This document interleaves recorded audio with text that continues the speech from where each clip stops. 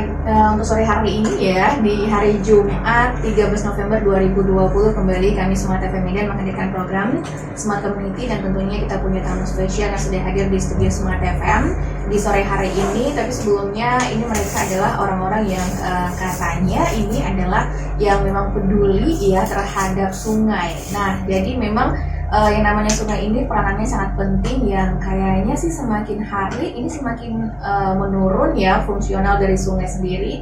Dan ada aja orang yang kalau misalnya kita lihat jalan di tepi sungai gitu, kalau nggak di Sungai Deli, di Sungai Tembung juga yang buang sampah. Nah, ini katanya mereka ini adalah orang-orang yang komunitas yang memang peduli ya, atau juga melakukan gerakan peduli Sungai Tembung atau GPS Tembung. Nah, jadi sore hari ini Smart News kita akan ngobrol bersama teman-teman dari GPS Tembung yang sudah hadir di studio Smart FM. Dan untuk Anda yang ingin bergabung juga nanti Anda bisa sharing atau juga boleh komentar di WhatsApp-nya Smart FM di 0811 615 1018 0811 615 1018. Kemudian juga yang saat ini Anda lagi online ya, Anda juga bisa saksikan kita di Instagramnya Smart FM di @smartfmmedan. Kemudian juga streaming bisa di www.radiosmartfm.com/networkmedan ya. Dan kita langsung saja sapa teman-teman yang sudah di studio Smart FM sore hari ini. Ada siapa aja dan kita langsung berkenalan ke mereka ya.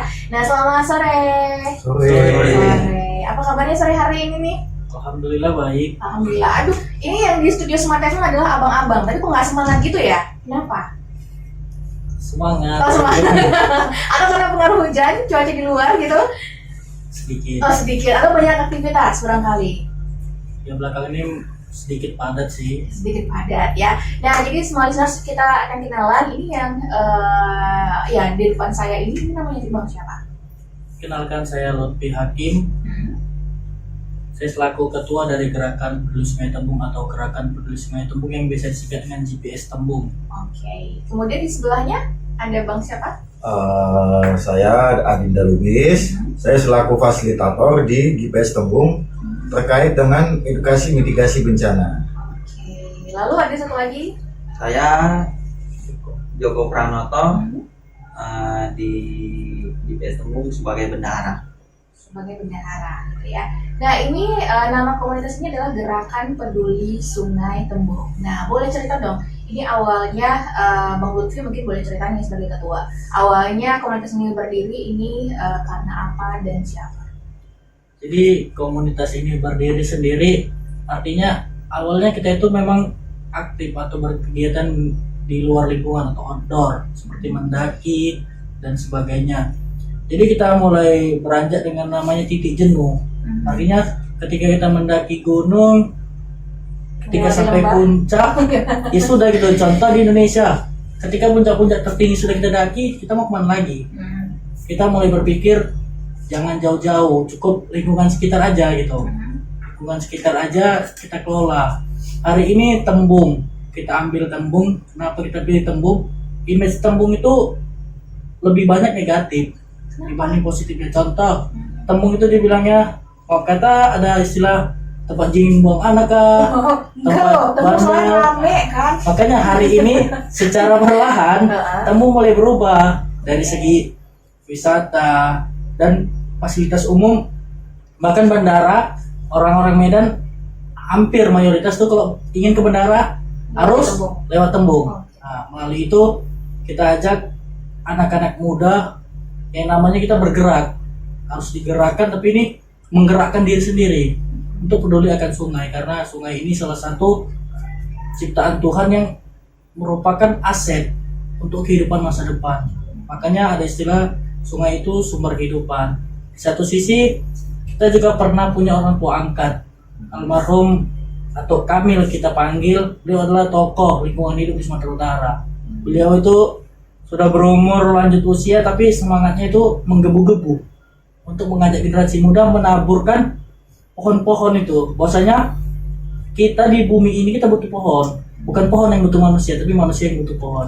Jadi karena semangat beliau lah kita tergerak untuk membangun suatu gerakan ini bernama Gerakan Peduli Sungai. Emang sejak kapan ini didirikan?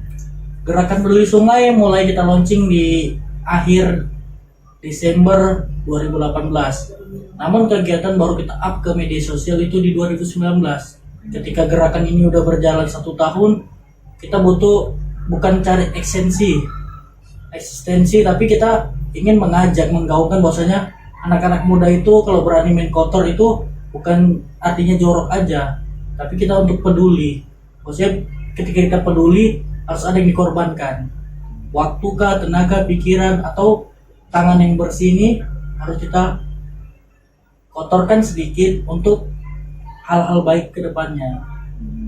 Emangnya kenapa di Sungai Tembung itu memang seperti yang saya bilang di awal tadi, memang ada banyak masyarakat yang mau sampah ke sana atau bagaimana di sana sekarang ini? Jadi dari dulu awal. Sungai Tembung, kita bicara flashback ke belakang 10 tahun yang lalu atau 15 tahun yang lalu, Sungai Tembung itu persis sama halnya dengan sungai-sungai yang ada berada di Langkat. Di Sungai Tembung itu banyak dulu kera seperti semacam sejenis monyet, jembatan-jembatan gantung. Lalu di bantaran sungai itu banyak pohon-pohon buah seperti pohon matoa, pohon duku, rambutan dan sebagainya. Jadi anak-anak Tembung sekitarnya tuh untuk makan buah dan belajar berenang itu tak perlu ke kolam renang dan tak perlu membeli, cukup bermain di pinggir sungai. Yaudah tinggal ini aja, pilih kita mau makan buah apa gitu, panjat. Itu ada yang memiliki satu orang. Itu kebun orang ya. Kalau anak-anak main ya sebatasnya aja mengambil sekenyang perut aja gitu, nggak apa-apa. Kalau diunduh semua mungkin ada. Kalau ngambil satu goni, nego lah. ya nego ya. jadi berangkat dari situ kan, hari ini ketika anak-anak muda mulai modern dengan nongkrong di kafe, mulai kegiatan-kegiatan untuk bermain di tepian itu mulai hilang. Jadi kebutuhan akan sungai, artinya dulunya sungai itu tempat bermain mulai enggan orang untuk datang. Karena apa? Satu sisi kotor. Penyebab kotor sendiri kesadaran masyarakat ini, ketika banyak jembatan-jembatan baru dibangun, banyak pelintas sepeda motor tuh yang biasa membawa sampahnya ketika berangkat kerja kan, disepak kan, nah jatuh. Karena kita pernah membuat eksperimen, kita letak goni berisi sampah rumput, kita taruh satu, besoknya kita lihat itu udah bertumpuk sampah-sampah selanjutnya. Jadi ketika kita contohkan satu aja, itu bakal mengikut. Itulah sebabnya. Jadi di setiap jembatan maka bakal banyak tumpukan sampah. Jembatan-jembatan yang melintasi daerah seperti Tembung, banyak tuh masyarakat yang melintasi Tembung yang bekerja ke arah Unimed ke arah Medan, rata-rata itu membawa sampahnya. Jadi dibuang gitu, kalau lewat dibuang sampahnya. Beranjak dari situlah kita ingin bahwasanya yuk mengembalikan dulu, sebagai banyak sih dari relawan kita itu anak atau putra daerah asli. Hari ini kalau kita bisa ciptakan setidaknya Sungai Tembung seperti gambaran seperti dulu, alangkah lebih indahnya. Untuk pemandangan itu yang asri, bersih, tidak seperti saat ini. Berarti kalau misalnya dibandingkan dulu masih lebih bagus dulu gitu ya? Bagus dulu. Sekarang. Bukan yang dulunya memang kotor karena sampah, tapi sekarang jadi sudah bersih karena ada kalian juga, atau bagaimana? Kalau dulunya memang bersih, hari ini kenapa ada gerakan kita ya? Karena itu kita ingin mengembalikan fungsi sungai itu. Hari ini Indonesia dibangun itu dengan gotong royong. Sifat kegiatan gotong royong mulai hilang di tengah masyarakat. Kita ciptakan, kita mulai dari anak muda, kita gotong royong. Karena melakukan hal-hal kecil itu yang kita lihat kecil rupanya besar. Semisal ada satu tumpukan sampah di dekat jembatan atau di bantaran sungai, hanya seluas 10 meter. Kita lihat memang mudah, tapi ketika kita lakukan itu tidak siap untuk 1-2 hari. Dan itu telah kita laksanakan. Minimal seminggu baru kelar. Untuk membersihkannya. Untuk membersihkan sekitar hanya 10 meter. Oke. Nah ini Lutfi sendiri yang memang mendirikan komunitas ini atau bukan? Jadi saya mendirikan ini awalnya sendiri.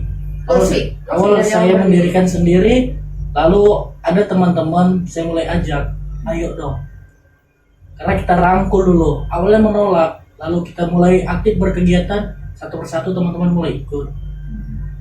Lalu mulailah tersebar ke sekitar lokasi, maksudnya ada kegiatan anak muda di sini. Mulailah teman-teman tuh aktif ikut bergabung di kegiatan GPS ini. Oke, nah jadi kita juga smart listeners pengen tahu nih ya apa aja kegiatan yang ada di GPS Tembung, GPS ya menurutnya. GPS Tembung ini dari dulunya sampai sekarang, kemudian juga mungkin ada proyek-proyek yang sedang kalian siapkan begitu ya. Nah nanti kita akan cerita lagi usai jeda. Pastikan smart listeners Anda masih bersama kami, kita break sejenak dan tetap di 101,8 Smart FM.